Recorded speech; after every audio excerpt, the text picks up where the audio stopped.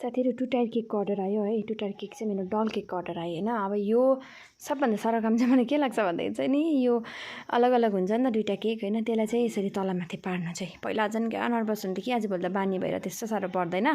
तर पनि यहाँनिर आज मैले सक्सेसफुल्ली चाहिँ यसलाई मजाले राखेँ हैन। अन्त यो डाउलर रड हुन्छ यसको भित्र चाहिँ हैन, यो लामो भएछ। अन्त चाहिँ मैले अलिक काटेर चाहिँ छोटो बनाएर हाल्दिएँ। अनि कस्टमरको डिमान्ड चाहिँ थियो एकदम ब्लू एन्ड पिङ्कमा चाहिँ डल केक हो। अनि चाहिँ लु मैले ब्लू एन्ड पिङ्कमै बनाइदिन्छु भनेर चाहिँ ब्लू एन्ड पिङ्कमा बनाइदिँदैछु। र मैले माथिको डलको फ्रक चाहिँ बनाएर रेडी पारेको छु। अब चाहिँ यहाँनिर आउँदैछ डलको लुगा लाउने। अन्त मेरो हस्बेन्ड आएर चाहिँ हौजीमा हारेँ नि, म हौजीमा हारेँ भन्दै आउनु हुँदै थियो हो। म चाहिँ यहाँ बनाउनुमा बिजी, मैले यादै गर्दिनँ हो। त्यहाँदेखिको चाहिँ लास्टमा चाहिँ मैले मजाले यसलाई फिनिस गरिदिएँ। यसो गर न उसो गर न पनि भन्नुहुँदै थियो त्यहाँनिर हो।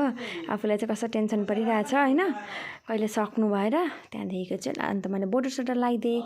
बोर्डर लगाएपछि चाहिँ अब चाहिँ पालो आएको छ स्प्रिङ्कलको है। स्प्रिङ्कल चाहिँ मैले छानेको छु गोल्डन है, किन भन्दा गोल्डनै राम्रो देख्छ नि त। यो गर्लको केकहरूमा त गोल्डनै राम्रो देख्छ भनेर चाहिँ अन्त गोल्डन स्प्रिङ्कल लगाइदिएँ होइन। अनि हेर्नुहोस् फाइनल्ली मैले बनाएको केक चाहिँ यस्तो भएको छ। तपाईँहरूलाई कस्तो लाग्यो है?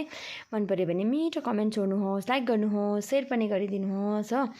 यो चाहिँ हो 2 टायरमा डल केक। अब सबैभन्दा अझै साह्रो काम चाहिँ के छ भन्दाखेरि चाहिँ प्याकिङ गर्न यसको हो। यसलाई हाल्नै साह्रो पर्छ हो। अन्त हेर्नु न अहिले मैले कस्तो हाँस उठेको छ, किन भन्दाखेरि नि प्याकिङै गर्नु जानिनँ। यो मैले बक्स 2टा मात्रै ल्याएको थिएँ होइन। एउटा बक्स मैले गरेको 6-7 महिना अगाडि यसलाई प्याक गरेको होइन। अनि अहिले गर्दा चाहिँ मैले बिर्सेछु त्यो कसरी माथिबाट प्याक गर्नु हो। अनि एकछिनबाट त मेरो हस्बेन्ड पनि आउनुभयो, यसरी गर न उसरी गर न भन्दै हो, ऊ हो आइपुगिहाल्नु भयो हो। अब बिर्सेछु कसरी गर्थ्यो प्याकिङै हो। अनि दुईजनाबाट राम्ररी पनि पाऱ्यो नि, त्यस्तो त होइन भन्छु। त्यहाँदेखिको चाहिँ बल्ल बल्ल कसो गरेर चाहिँ सम्झिँदा मिलाउँदा चाहिँ मैले मिलाउनु सक्सेस भयो है। यसरी हो भनेर चाहिँ अनि प्याक स्याक गरेर चाहिँ रेडी पारेँ है। अब चाहिँ कस्टमरलाई पनि बोलाइरहेको थिएँ, माथि आइरहनु भएको थियो दोकानमा। अन्त म चाहिँ यहाँ तल घरमै प्याक गर्दै थिएँ नि त।